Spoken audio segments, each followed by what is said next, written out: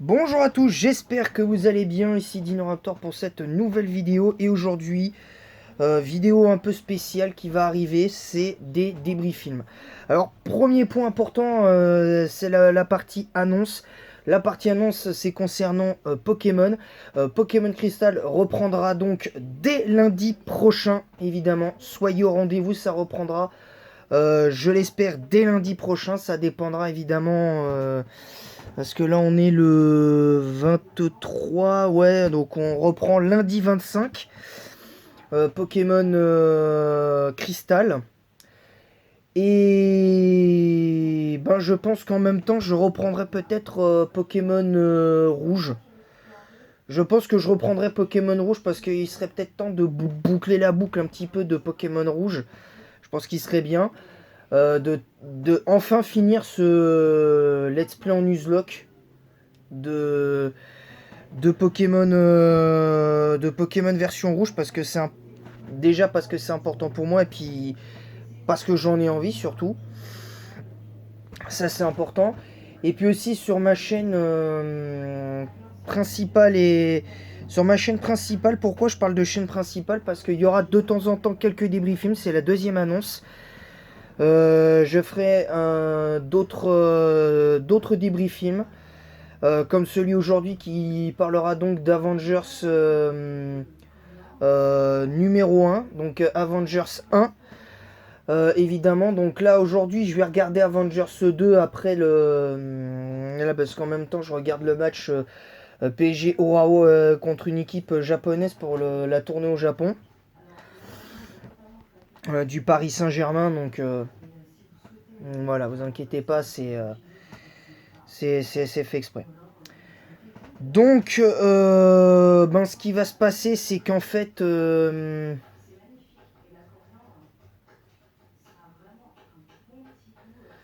bah, du coup, je vais chercher ma phrase, moi.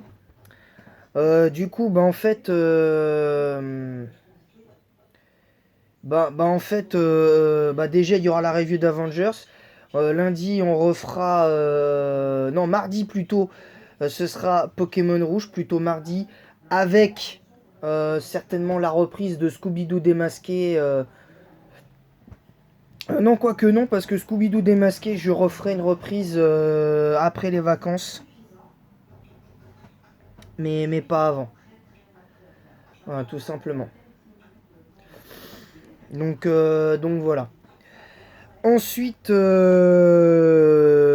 bah ensuite c'est à peu près tout parce que concrètement j'ai pas grand chose à dire. Enfin non, il manque, si, il manque encore une annonce parce que comme j'ai parlé de chaîne principale, il y aura de temps en temps quelques débriefings sur ma chaîne principale, mais ce sera plus sur certains animés. Je ferai plus les débriefings, les débriefings comme je l'appelle, je vais faire des reviews des films qui dureront un peu plus que 20 minutes. Donc vous inquiétez pas, ça arrivera peut-être prochainement sur ma chaîne secondaire, mais ça ce sera si j'en fais une peut-être l'année prochaine, ça dépendra.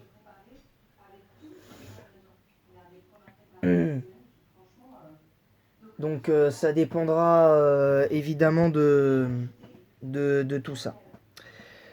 Donc voilà, voilà. Et puis, bah voilà, donc on va démarrer, on va partir directement avec, bah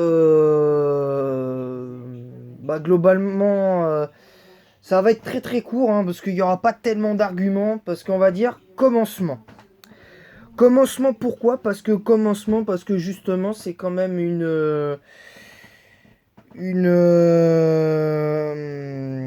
un film qui se laisse regarder parce que j'adore les Avengers, hein, faut pas se méprendre, même le premier j'ai adoré, mais je trouve qu'il manque quand même des petites choses il y a des choses qui n'ont pas été exploitées.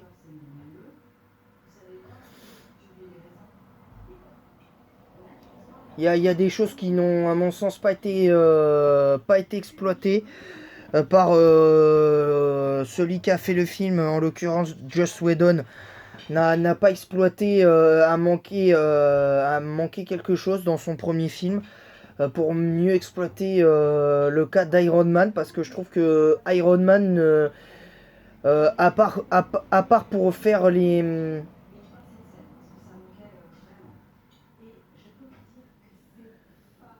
à part le fait qu'il jette un missile pour l'histoire d'Avengers 1, le missile dans un trou de verre pour empêcher des extraterrestres de détruire la ville de New York, je crois, hein, New York ou Manhattan, je sais plus.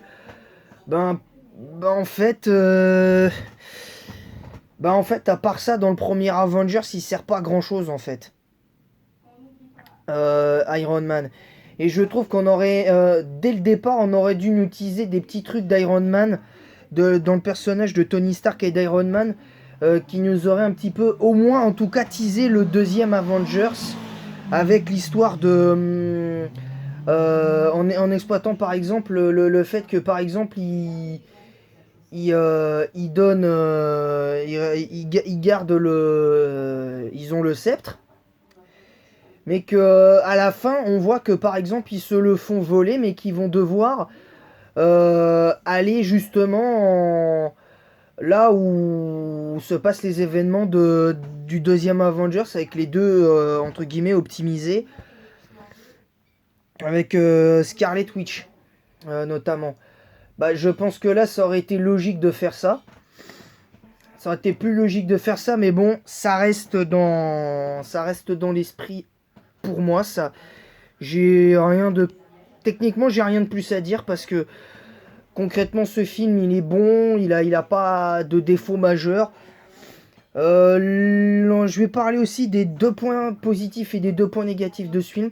Déjà, les deux points négatifs que je vais émettre, là, le premier point négatif que je vais mettre dans ce film, bah, c'est le manque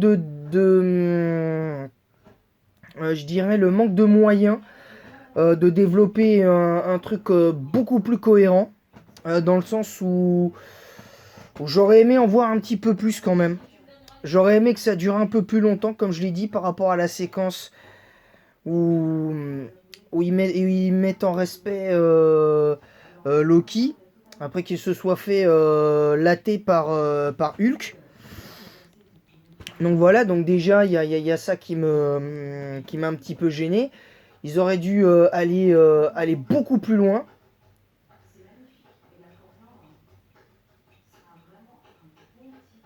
Ils auraient dû... Ils auraient dû aller beaucoup plus loin à ce niveau-là, je trouve, parce que c'est, à mon sens, dommage de ne pas avoir réussi à exploiter ce petit aspect-là du film. Je trouve que c'est dommage. L'autre point, l'autre point négatif, c'est pour moi, c'est le personnage de Captain America que je trouve décevant. Lui, par contre, il sert à rien pour moi.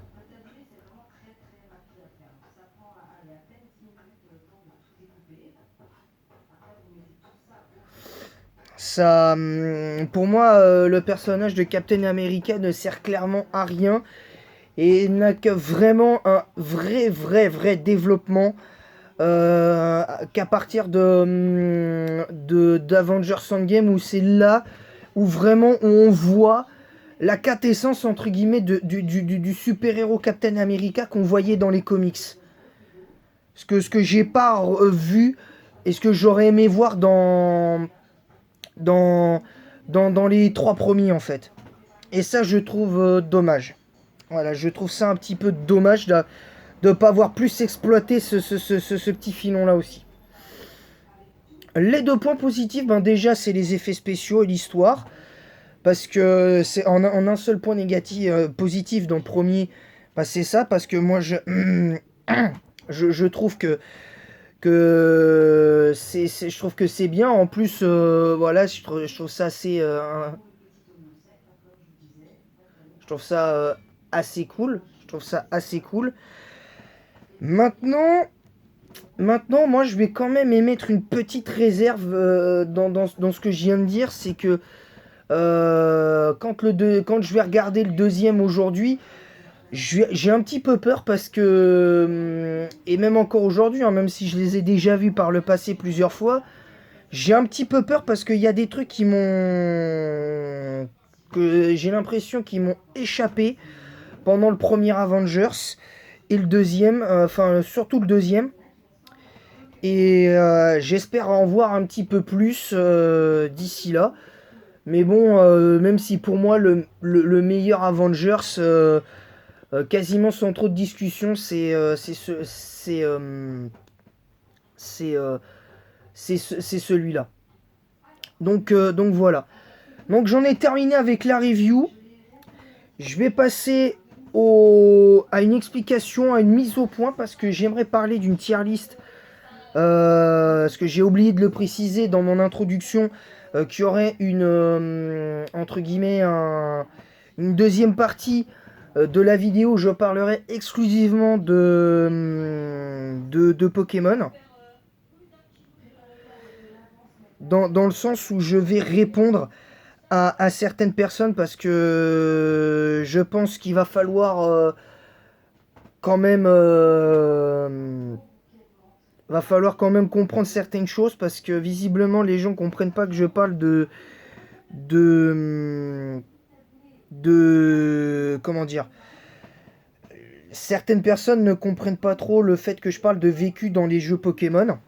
Donc on va y venir, et ce très très très rapidement, parce que je vais entre guillemets vous refaire, mais là cette fois à l'oral, la tier list, une tier list que j'avais faite, que je vous ai présentée sur YouTube, sur ma chaîne, il n'y a pas si longtemps. Mais voilà, mais je tenais quand même à vous en faire part. Alors je vais répondre à ces gens-là pour deux raisons.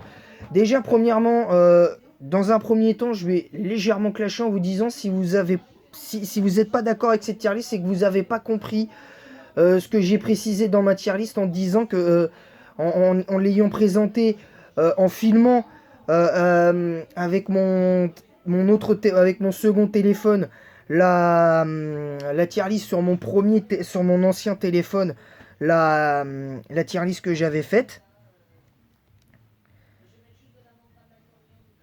Je trouve ça un petit peu petit, parce que vous êtes fan d'une génération, donc vous le mettez dans une certaine catégorie, comme GOAT, comme machin, ou comme très bon, ou bien, ou quoi, et vous n'êtes pas spécialement objectif. Alors moi, je prétends pas être objectif. Je vais pas vous dire là maintenant que je suis objectif, mais je vais vous dire pourquoi je l'ai faite comme ça, cette tier list. Donc pourquoi j'ai mis or et argent, encore une fois je vais me répéter, pourquoi j'ai mis or et argent dans les jeux sans âme. Parce que pour moi, le début de la deuxième génération est, à mon sens, vraiment raté, parce que j'ai vu une tier list presque identique à la mienne, et c'est d'ailleurs pour ça que j'ai fait cette tier list. C'est d'ailleurs pour ça que je l'ai faite. Là où je peux être d'accord avec lui, c'est sur la présence de Urgolf Silver dans GOT. Là, je peux comprendre. En revanche, où je peux comprendre, c'est que là où je peux comprendre ça, c'est que, par contre, là où je trouve que là où je suis pas d'accord avec lui, c'est quand il dit que la deuxième génération c'est banger. Je connaissais pas ce terme-là. Je me souviens plus du nom de la chaîne de YouTube de ce gars-là. Mais il prétend que la deuxième génération, c'est avec Or Argent et Crystal, c'est les jeux qui ont le plus de contenu. Bah moi je dis faux. Je dis faux, parce que, mis à part le fait d'avoir une deuxième région à visiter, le fait d'affronter Red, bah c'est tout. Parce que t'as juste ça, t'as éventuellement la pseudo-zone de combat qui est complètement mal fichue au possible. Et quand je dis mal fichu, voilà, c'est pour être poli, parce que j'ai pas envie non plus de forcer les gens à dire, à penser comme moi. Je force personne à penser comme moi, je dis juste ce que je ressens. C'est que quand j'ai mis or et argent dans Jeu sans âme, c'est que pour moi le jeu est vide. Alors les couleurs sont très bien, les musiques sont très bien, le gameplay est plus que sympa, il est même excellent, je dirais même. Le gameplay est excellent. Le gameplay est excellent. Mais au-delà de ça, il n'y a rien qui va dans cette génération. Parce que il n'y a pas de nouveaux Pokémon. Le Pokédex est juste mauvais. Le post-game est à mon sens mauvais. Le Pokédex régional, il est mauvais. Parce qu'il n'y a pas assez de nouveaux Pokémon. Il n'y a pas de moves. Il n'y a pas de nouveaux moves. À part peut-être les moves comme Zénith, Danse Pluie, Tempête Sable, les Cauchemar à l'époque et tout. Mais c'est tout. Il n'y a que ça. Donc voilà. Et les seuls nouveaux Pokémon qu'il y a, c'est quoi? C'est Cornèbre, Ambrilex, Ambrilex Infect Tyrannosif. T'as juste Cisaiox, t'as Feu Forève. Voilà, t'as Fouinette, Fouinard, t'as quoi d'autre? Ouais, t'as à la limite, t'as Baby Manta, t'as Raymanta. Enfin, t'as Raymanta, t'as Baby Manta et Demanta. Comment il s'appelle t'as quand même Marcacrin et Cochignon. Voilà. Ouais, à part ça, c'est tout, quoi. À part ça, c'est tout. Aussi, t'as Stylix. T'as Stylix. Le seul truc de vraiment cohérent, c'est l'apparition c'est l'apparition du type acier. Voilà, c'est tout. Le reste, c'est juste extrêmement décevant. C'est extrêmement... je trouve que c'est... Sinon, je trouve que le début, en tout cas, de la 2G est décevant. Voilà, c'est tout ce que je vois. Enfin, c'est tout ce que je vois, non, parce que c'est un petit peu réducteur, je devrais pas dire ça. Mais pour moi,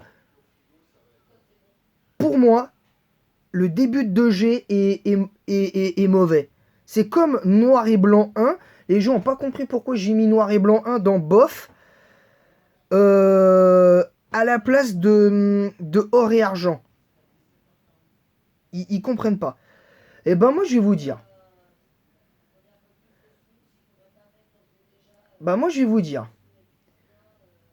Je vais vous dire pourquoi je les ai mis. Pourquoi je les ai mis.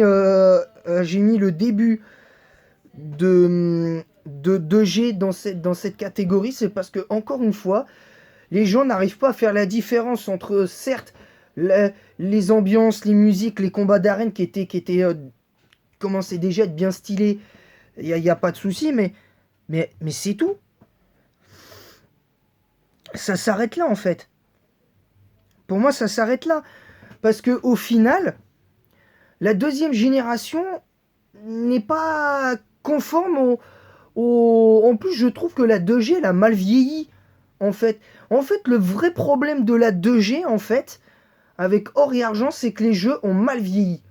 Les jeux Or et Argent, et même un petit peu Cristal, je trouve, ont extrêmement mal vieilli. Et c'est ça le problème. Parce que dans le contexte actuel, même si tu as envie de temps en temps de faire du rétro gaming, sur du Pokémon, c'est pas sur Or et Argent que tu vas tabler. C'est plus sur, éventuellement, si tu joues sur des jeux de Game Boy Color en rétro gaming, ben tu vas peut-être passer à, comment ça s'appelle, à Rouge, Bleu et Jaune éventuellement. Ou si tu fais du rétro gaming, tu vas aller sur éventuellement le remake de 1G, c'est-à-dire Rouge, Feu, Vert, Feuille, mais c'est tout. Tu t'arrêtes là.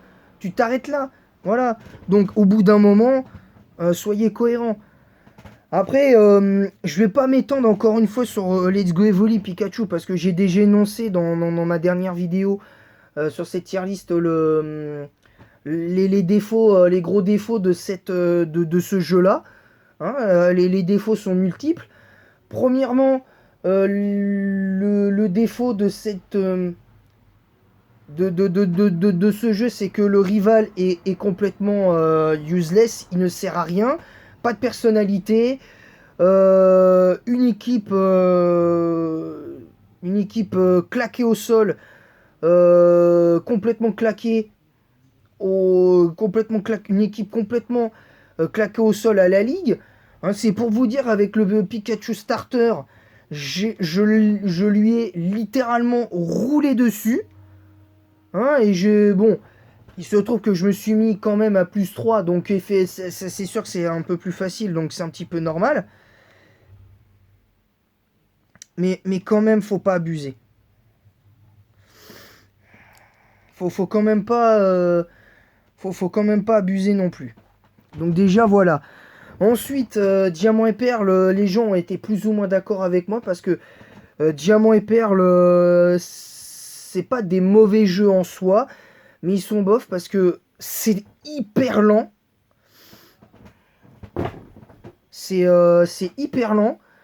Le post-game est minable. Parce que, mis à part le fait que si t'avais à l'époque les cartouches de Ruby Saphir Emeraude, et que tu pouvais faire le parc des amis, ben t'avais. Bah, tout ce que t'avais, c'était la quête d'Itran et.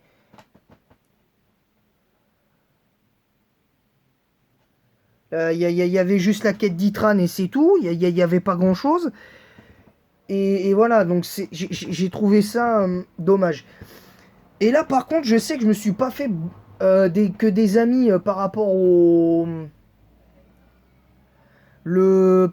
à la présence de Noir 1 Blanc 1, parce que c'est vrai qu'au niveau stratégie, la meilleure génération, de très loin, c'est la 5. Ça, je suis mais entièrement d'accord. Je suis entièrement d'accord, la meilleure génération stratégique, et de très loin, c'est la 5. On peut toujours débattre, hein, attention, mais presque sans discussion, c'est une des 2 meilleures générations stratégiques des 8 générations confondues, concrètement.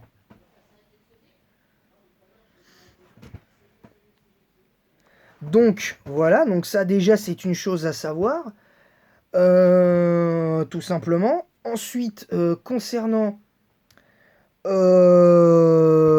Noir 1 et Blanc 1, moi ce que je reproche à cette génération, à cette génération, c'est presque pareil que la deuxième génération. Mais à la différence, c'est là où je suis d'accord, c'est par contre le Pokédex. Le Pokédex de la région du Nice, il est ultra stylé. Moi, il n'y a pas vraiment de Pokémon que je trouve laid, à part Miasmax, évidemment, et Miasmasm. Mais sinon, le reste, c'est des Pokémon que je trouve assez stylés, même si Emolga, j'aime pas trop ce Pokémon à cause d'Inésia, mais sinon, je trouve Emolga assez mignon.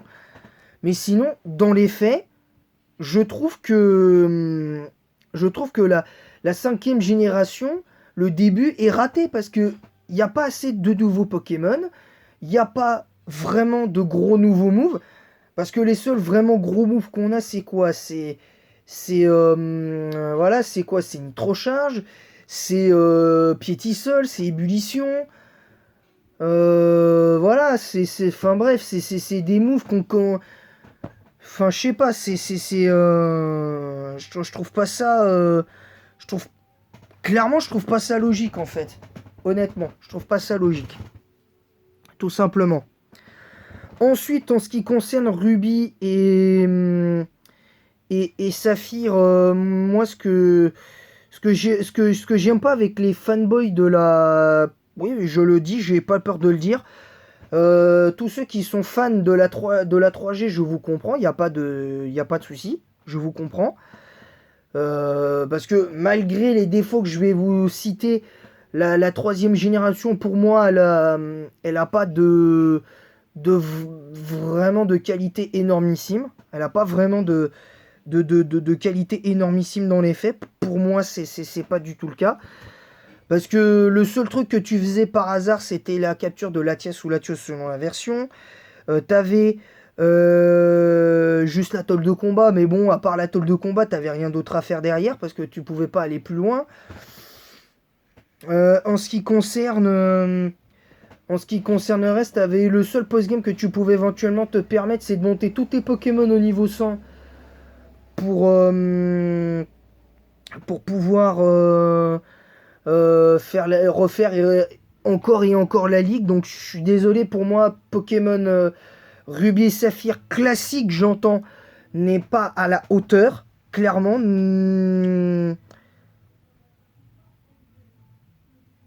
Et le jeu Ruby et Saphir, à cause de ça, n'est pas à cause du, rien qu'à cause du post-game, n'est pas à la hauteur. Voilà, tout simplement.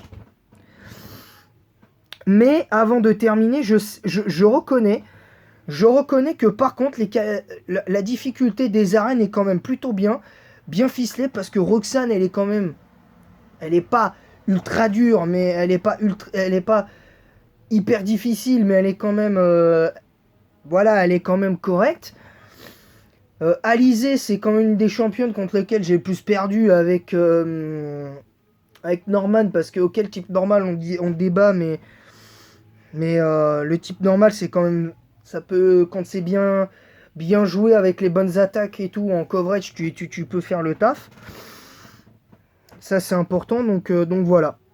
Ensuite, les gens n'ont pas été d'accord avec moi sur le cas, par exemple, auraient presque préféré que je mette dans Sans âme, en plus de or et argent, épée et bouclier. Alors non, épée et bouclier, dans bien, je les ai pas mis très rapidement, je les ai mis dans bien à cause des DLC. Parce que les graphismes sont beaux, les quêtes sont, entre guillemets, les raids Dynamax sont pas trop mal fichus, il y a pas grand chose à dire dessus. Même si je pense que quand tu fais des raids Dynamax 5 étoiles, ils auraient pu trouver autre chose. Ça aurait pu être un peu mieux fait, mais bon. Ça, je trouve que... je trouve qu'ils auraient pu faire un petit peu mieux à ce niveau-là, je trouve, parce que... sur ce point-là, ça m'a un petit peu énervé. Ça m'a carrément déçu.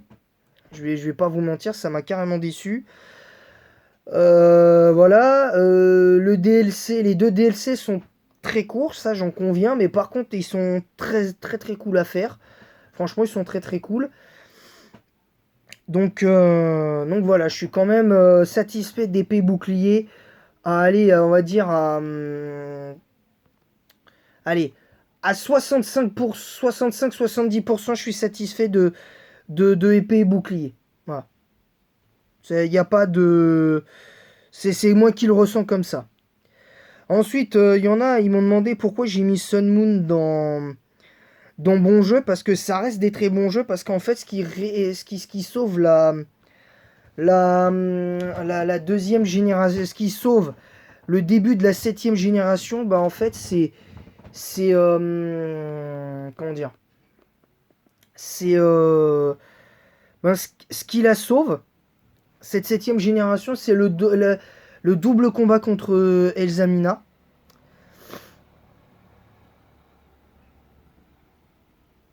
Ça c'est important déjà, et ça c'est un truc important à savoir.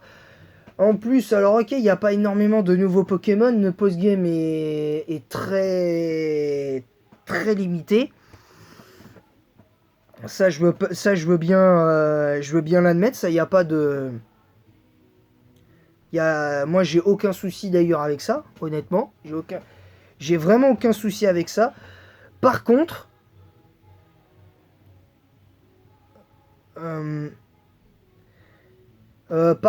la seule chose que je ne comprends pas dans les arguments pour Usul, c'est qu'il y a soi-disant beaucoup de Pokémon moches qui auraient pas dû, enfin laids, qui sont pas beaux et qui auraient presque pas dû exister. Par exemple, Otaquin, je comprends pas parce que Otaquin il est pas si vilain que ça. Bon après c'est sûr c'est pas le plus beau de tous les Pokémon non plus, hein, on va pas se mentir. Pour moi, le Pokémon le plus beau de l'univers, ça reste Karchakroc. Hein, Karchakroc et Metalos. Et bon, ça c'est autre chose, ça c'est un autre débat. Pour terminer sur cette version, pour moi c'est presque dommage quoi au final. Rouge, bleu et jaune, je l'ai mis parce que concrètement c'est à cause de la ligue en fait. Parce que la ligue, elle était, sur Pokémon Jaune en tout cas, c'est là où elle était le plus dure, à mon sens. Ensuite, concernant le cas de, par exemple, dans les très bons, Usul, c'est à peu près le même constat, c'est à cause de l'épisode Rainbow Rocket. Rosa, c'est à cause du post-game qui fait partie pour moi des 3 meilleurs post-game de tous les jeux Pokémon. XY, c'est meilleur à mon sens que Rosa, dans le sens où il y a une meilleure ambiance au niveau musique et intensité de combat, je trouve. C'est là où c'est le meilleur. Pokémon Crystal, je l'ai mis parce que depuis que c'est ressorti sur 3DS et qu'on peut avoir Celebi directement comme ça sans se poser de questions, je trouve que c'est beaucoup mieux. Dans les GOAT, rouge feu vert feuille, concrètement, ben voilà, c'est parce qu'ils m'ont beaucoup plus marqué que rouge bleu et jaune, concrètement. Noir 2 blanc 2, c'est à cause du niveau strat qu'il y a, du niveau de stratégie qu'il fallait avoir dans ce jeu-là, c'était énormissime.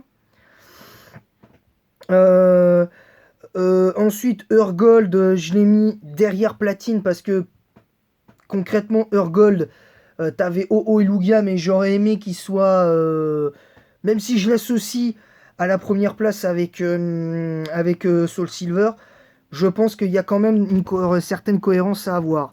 Ensuite, en ce qui concerne Platine et Emerald, je les ai mis dans GOAT parce que concrètement, Emerald et Platine, c'est des jeux qui sont mais dans une autre limite dans une autre sphère. Parce que j'aurais presque pu faire une catégorie GOAT avec ça et une catégorie au-dessus. C'est-à-dire une catégorie